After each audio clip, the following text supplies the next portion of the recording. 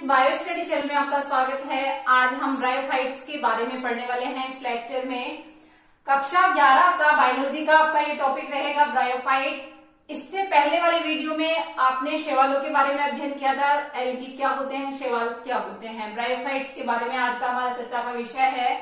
देखिए, ब्रायोफाइट्स के main characteristic features जैसा कि हम पढ़ चुके हैं, वैज्ञानिक वाइटेकर ने पंचजगत अवधारणा दी है, जिसमें मोनेरा, प्रोटिस्टा, फंजाई, प्लांटी और एनिमेलिया जो है 5 जगत इन्होंने बताए हैं। द्विजगत पद्धति कृत्रिम वर्गीकरण के रूप में वैज्ञानिक कैरोलस लिनियस ने दी है। अब हम प्लांटी जगत को आगे बढ़ाते हुए प्लांटी जगत के अंतर्गत हमने प्लांट्स के बारे में स्टडी करनी है, जिसमें शैवाल के बारे में हम पढ़ चुके हैं। नेक्स्ट हमारा आज का टॉपिक है ब्रायोफाइट। देखिए बच्चों, ब्रायोफाइट्स जो होते हैं वो इस तरह की स्टेज है जिसमें वैस्कुलर बंडल नहीं पाए जाते, संवहन बंडल इनमें नहीं मिलते हैं।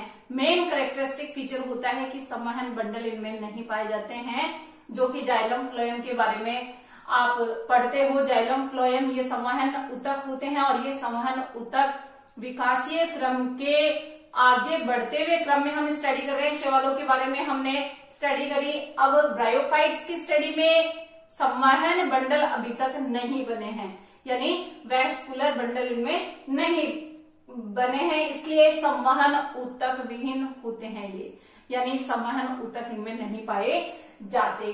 इनको पादप जगत के उभयचर कहा जाता है। जैसा कि आप जानते हो, उभयचर का नाम आते ही जहन में आता है कि ये मेंढक होता है, जो कि जल और स्थल दोनों पर रह सकता है। ये प्लांट्स पादप जगत के उभयचर इसलिए कहलाते हैं क्योंकि ये जमीन पर जीवित रह सकते हैं, लेकिन जनन के लिए जल अनिवार्य होता है, इसलिए इनको पादप जगत के उभयचर कहते हैं। इनकी जो प्लांट बॉडी होती है, इसमें 2 प्रकार की स्टेजेस होती हैं, गैमेटोफाइट और बीजाणुद्भिद या स्पोरोफाइट स्टेज। जैसा कि गैमेटोफाइट स्टेज के बारे में जो है आपको स्टडी करनी है। गैमेटोफाइट मेन प्लांट बॉडी इनकी गैमेटोफाइट होती है।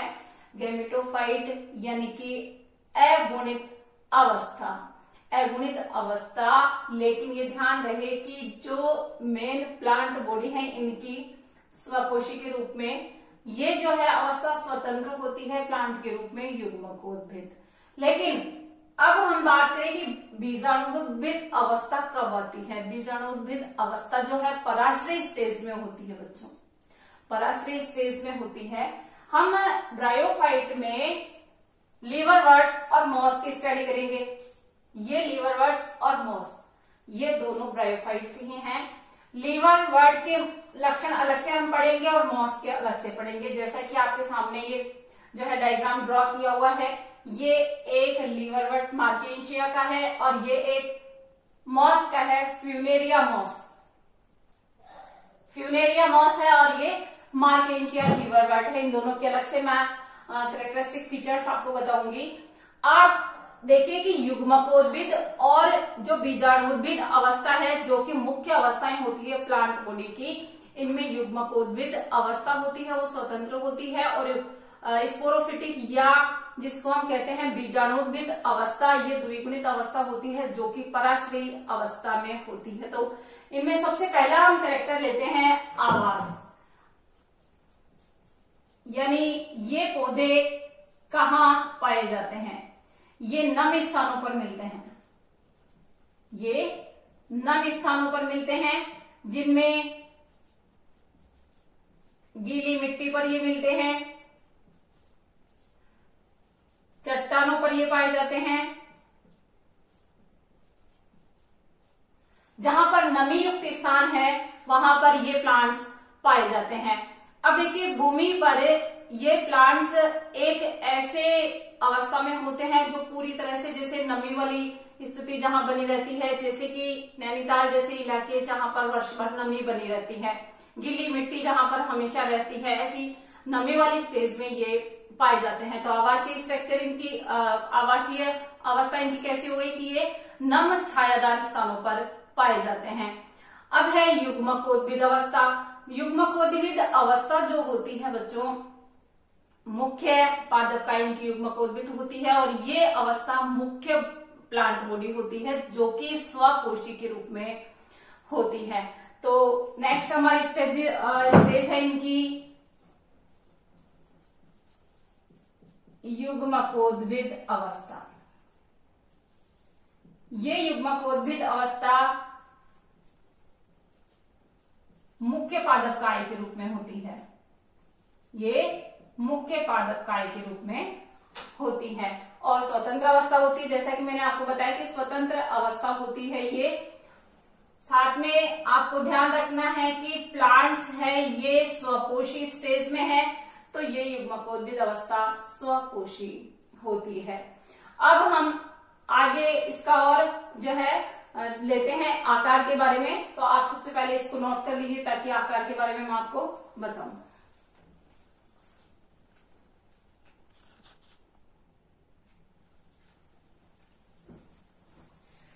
ब्रायोफाइट्स सबसे छोटे आकार के भी होते हैं और काफी बड़े आकार के भी होते हैं।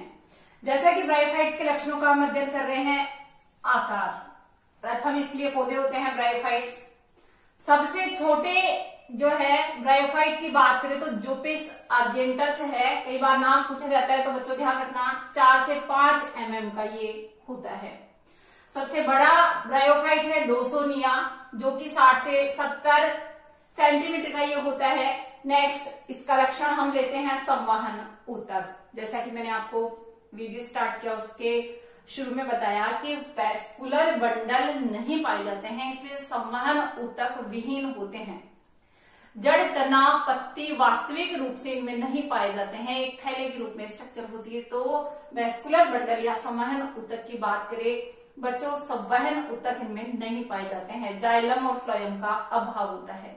संरचना मेन प्लांट बॉडी युग्मकोद्भिद और युग्मकोद्भिद स्वकोशी स्टेज में मुख्य पादप काय होती है, थैलस के रूप में होता है। ऐसा भी नहीं है कि जड़ तना पत्ती स्पष्ट रूप से इनमें है, ऐसा नहीं है बच्चों। थैले के रूप में स्ट्रक्चर होती है। जैसा कि आप ये स्ट्रक्चर देख रहे हो, थैलेनुमा स्ट्रक्चर है और इस थैलेनुमा स्ट्रक्चर के अंदर किस तरह से जनन होता है ये आप देखते रहिए। इनके कैरेक्टर्स हम पढ़ रहे हैं। संरचना थैलस लाइक स्ट्रक्चर, जड़ तना पत्ती इनमें वास्तविक रूप से अभाव। एक प्लांट के अंदर जड़ तना पत्ती होती है, वैसी स्ट्रक्चर इसके अंदर नहीं पाई जाती। आप ये देख रहे हैं मूलाभ यानी मूल जैसी जड़ जैसी रचनाएं, इनको कहते हैं मूलाभ या राइजोइड्स। ये जो आप इसमें स्ट्रक्चर देख रहे हैं कटोरिनुमा स्ट्रक्चर, एक कप लाइक स्ट्रक्चर, ये जो है गैमा कप इनको कहा जाता है और ये गैमा कप इनके जनन में सहयोगी होते हैं। ये जनन में सहयोगी होते हैं।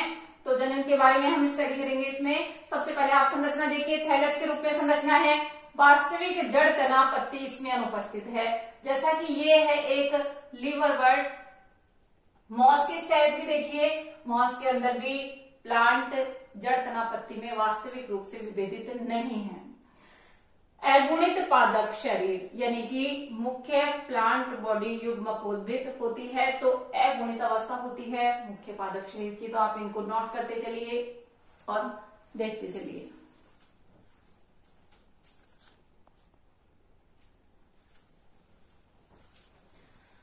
चलिए बात करें मूलाभास यानी जड़ जैसी रचनाएं। ये जड़ जैसी रचनाएं मूलाभास होती है जो कि इस तरह के तंतुवत संरचनाएं होती है और ये जड़ के समान कार्य करती है। तंतुवत संरचनाएं फिलामेंटस कंडीशन, छोटे छोटे तंतु के रूप में जड़ के जो है राइजोइड्स या मूलाभ उपस्थित होते हैं।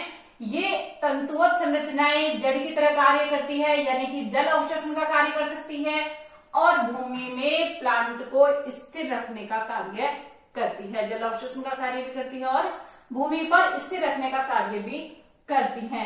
नेक्स्ट है जनन। जनन किस तरह से इसमें पाया जाता है बच्चों? जनन में वेजिटेटिव रिप्रोडक्शन इसके अंदर होता है, वृद्धि जनन जिसको हम कहते हैं। और ये वृद्धि जनन विखंडन की प्रोसेस के द्वारा भी होता है, यानी कि जैसे ही इनकी थैलस लाइक प्लांट बॉडी टूट जाती है, कई भागों में विभाजित हो जाए, तो उनमें पर्टिकुलर संरचनाएं जैसे गैमी, ये कपलाइक स्ट्रक्चर्स आप देख रहे हो, इस तरह की स्ट्रक्चर्स यदि टूटे हुए खंड में आ जाती है तो उस विखंडित शरीर से नया थैलस बन जाता है। तो ये विखंडन की प्रक्रिया हो गई। अपस्थानिक कलिकाएं, मेन प्लांट बॉडी में कुछ इस तरह की संरचनाएं बनती है अपस्थानिक कलिकाओं के रूप में, जो कि मुख्य पादप शरीर से अलग होकर के नए थैलस के रूप में या नए प्लांट बॉडी को जन्म देती है। ट्यूबर लाइक स्ट्रक्चर इनमें बनती है। कई ब्रायोफाइट्स ऐसे हैं जिनमें ट्यूबर लाइक स्ट्रक्चर बनती है गैमी द्वारा। अब आपको मैंने जैसे ही बताया था कि थैलस पर ये गैमा कप मौजूद है। ये गैमा कप ये जो है जनन का कार्य करते हैं, लेकिन कैसे कि जब इनकी पूरी प्लांट बॉडी अगर कहीं कितने ही भागों में विभाजित तो हो जाए और ये उसमें उपस्थित है तो नया प्लांट बॉडी ये बना लेंगे। इसके बाद बात करें कि अलैंगिक जनन। बच्चों, अलैंगिक जनन इनमें नहीं पाया जाता, अलैंगिक जनन इनमें नहीं मिलता है। इसके बाद हम पढ़ेंगे लैंगिक जनन, तो आप इसको नोट करते जाइए ताकि आपके नोट्स भी बनते रहे।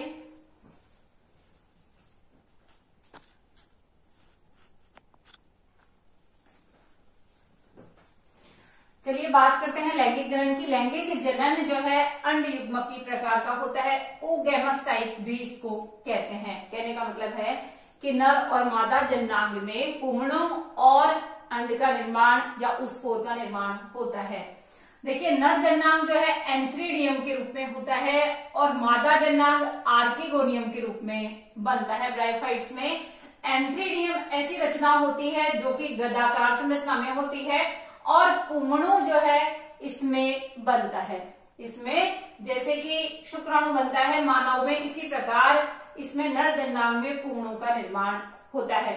इसके बाद बात करते हैं मादा जननांग। मादा जननांग फ्लास्कनुमा स्ट्रक्चर में होती है और अंड का या उस्पोर का निर्माण इसमें होता है। जैसा कि आपके पास यहाँ पर ये जो डायग्राम बना हुआ है, इस डायग्राम में देखिए लीवरवर्ट मार्केशिया की बात करें तो ये स्त्री धनीधर जैसे कोनिडिया बनता है कोनिडियोफोर पे, इस तरह से स्त्री धनीधर ये एक ऐसी रचना है आर्को जो कि आर्किगोनिया को बियर करे रहती है, यानी अपने में लिए रहती है। इसी तरह से जैसा कि आप स्त्री धनीधर, यानी स्त्री धनीधर का मतलब है कि फीमेल पार्ट को इसने जो है अपने ऊपर लगा रखा है, या इसको कहते हैं जैसे ऐसी पत्तियां होती है जो कि स्त्री जननांग को जो है बियर करे हुए रहती है। इसी प्रकार स्त्री धनीधर एक ऐसी रचना है जो कि आर्किगोनियम को जो है अपने में समाये रखती है।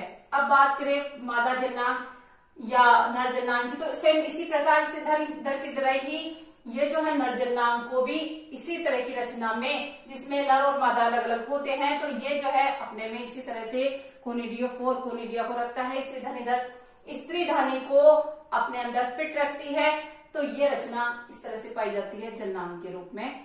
तो आप इसको नोट कर लीजिए, मादा जननांग आर्किगोनियम जो कि अंड या उस्पोर का निर्माण करती है।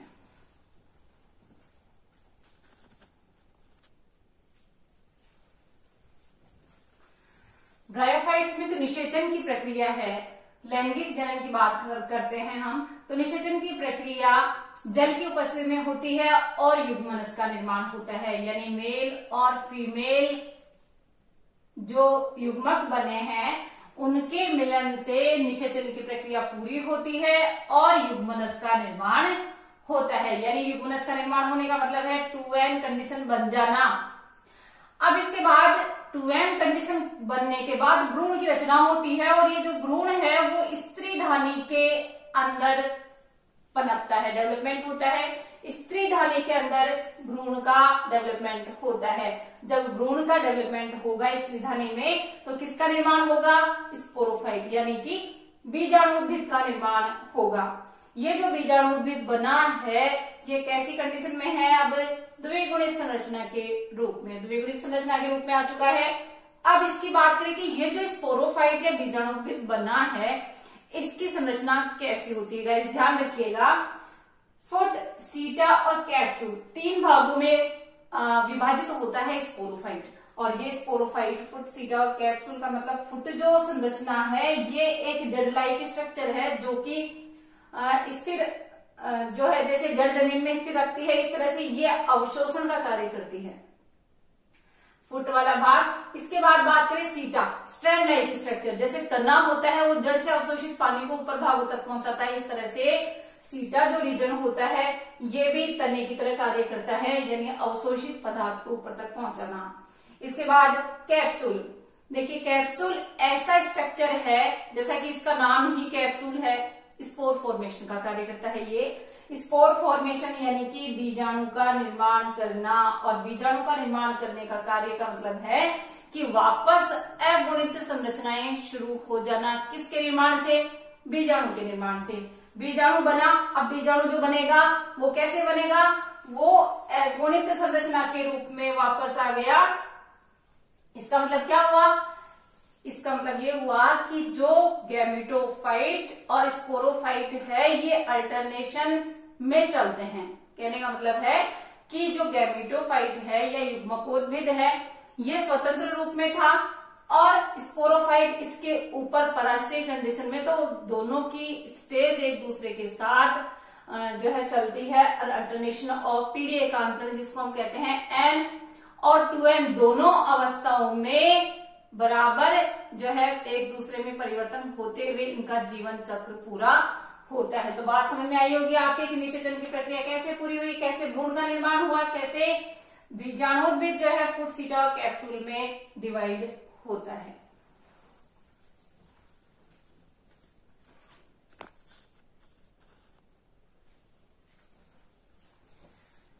देखिए ब्रायोफाइटों को 3 वर्गों में विभाजित किया गया है, जिसमें सबसे पहला वर्ग है हिपेटिसी। हिपेटिसी में निम्न कैटेगरी के यानी कि निम्न श्रेणी के ब्रायोफाइट्स आते हैं, जिसके एग्जाम्पल है रिक्सिया और मार्केंसिया। दूसरा है मॉसेज। मॉसेज जो होते हैं, मोस जिसको हम कहते हैं, जैसे कि इसका एग्जाम्पल है फ्यूनेरिया, ये उच्च श्रेणी के ब्रायोफाइट्स होते हैं। तीसरा वर्ग है एंथोसिरोटीज। एंथोसिरोटीज में एंथोसिरोस को शामिल किया गया है। ये 3 वर्ग जो है ब्रायोफाइटा के हैं। अब बात करें आर्थिक महत्व की कि ब्रायोफाइट्स किस तरह से जो है यूज किए जाते हैं। तो गाइस स्तनधारी वर्ग या पक्षी या जो भी जीव है जो कि शाकाहारी होते हैं वो इन मोसेस को भोजन के रूप में काम में लेते हैं, यानी भोजन के रूप में इनका उपयोग होता है। पक्षियों में भी भोजन के रूप में इनका उपयोग होता है। ईंधन के रूप में भी ये काम कारगर है, ईंधन के रूप में भी काम आते हैं। दूसरी बात, पानी की रोकने की जो कैपेसिटी है वो मॉस में बहुत ज्यादा होती है। पानी को रोकने की कैपेसिटी मॉस जैसे प्लांट्स में बहुत ज्यादा होती है, तो पानी की रोकने की क्षमता इनमें ज्यादा पाई जाती है। एक इकोलॉजिकली इंपॉर्टेंट फैक्टर है कि ये चट्टानों जैसे जो है कठोर चीजों को भी अपघटित कर सकते हैं। इकोलॉजिकली इंपॉर्टेंट फैक्टर है इनका कि ये चट्टानों के क्षय में या उच्च श्रेणी के प्लांट्स हम उगा सकते हैं ऐसे एरियाज में, तो चट्टानों को ये अपघटित कर सकते हैं। तो गाइस वर्गीकरण को आप नोट कर ले, साथ में इनका आर्थिक महत्व याद रखें।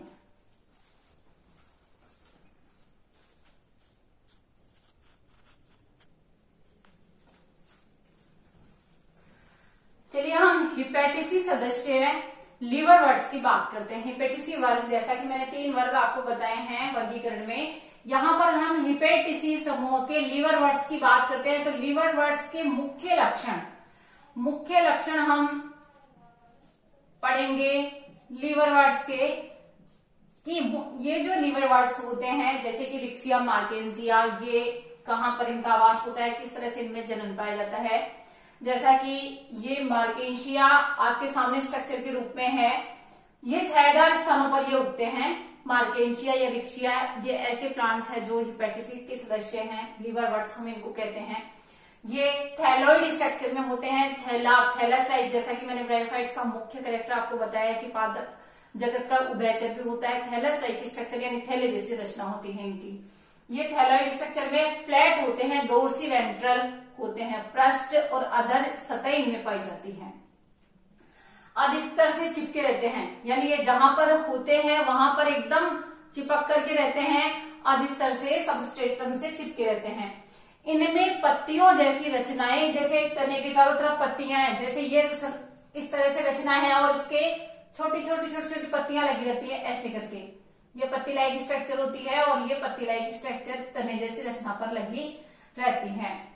जनन जो है विखंडन के द्वारा होता है, यानी विखंडन की प्रक्रिया, यानी कि जैसे ही इनका शरीर थैलस टूट जाता है तो उससे नए जो है लीवरवर्ट्स या नए थैलस का निर्माण हो जाता है, नए ब्रायोफाइट का निर्माण हो जाता है।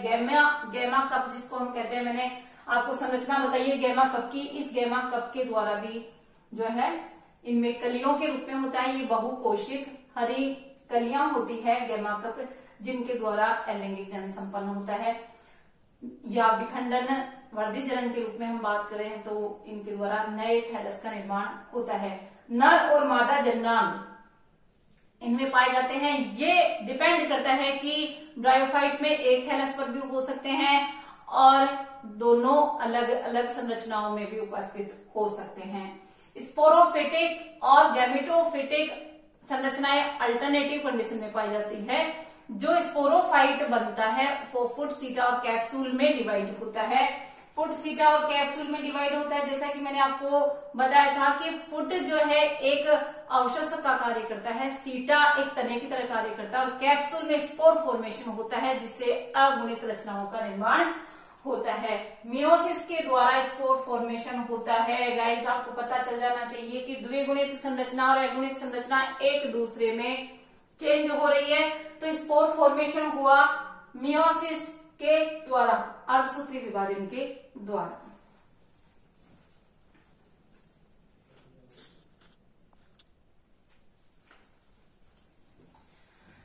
चलिए मोस के बारे में स्टडी करते हैं हम। अगला जो है वर्ग हमारा मोस के बारे में, जैसा कि इसका एग्जांपल मैं आपको बता रही हूँ कि स्फैग्नम किस तरह का होता है। स्फैग्नम होता है तने लाइक स्ट्रक्चर, इस तरह की होती है, शाखित तो होती है और इस पर इस तरह की छोटी छोटी पत्तियां लगी रहती है। स्फैग्नम में बहुकोशिक पादप शरीर शाखित होता है छोटी छोटी पत्तियों के रूप में। ये जो स्फैग्नम होती है छोटी छोटी पत्तियों के रूप में, पूरा शरीर इसी तरह का बना हुआ होता है स्फैग्नम मोस का। अब है कि ये जो सदस्य है इनका पादप काय, जैसा कि ये आपके मोस का एक सामने चित्र है, देखिए ये स्पोरोफिटिक कंडीशन है और ये जो है गैमेटोफिटिक कंडीशन है, यानी युग्मकोद्भिद जो कि एक दूसरे के साथ साथ चलती है। पादप काय मूलाभास तने जैसी स्ट्रक्चर होती है, पत्तियों जैसी स्ट्रक्चर पाई जाती है। प्रभावी अवस्था युग्मकोद्भिद होती है और युग्मकोद्भिद अवस्था में दो अवस्थाएं होती है। प्रथम तंतुमय अवस्था होती है जो तंतु के रूप में होती है, दूसरी पत्ती के रूप में होती है, पार्श्वीय कली के रूप में। लैंगिक अंग जो है विकसित होते हैं और विकसित इसी प्रकार गैमेटोफाइट और स्पोरोफाइट की स्ट्रक्चर अल्टरनेट चलती है। स्पोरोफाइट में फुट, सीटा, कैप्सूल बनते हैं और फुट अवशोषक की तरह कार्य करता है, सीटा एक तने की तरह कार्य करता है और स्पोर फॉर्मेशन होता है मियोसिस के द्वारा।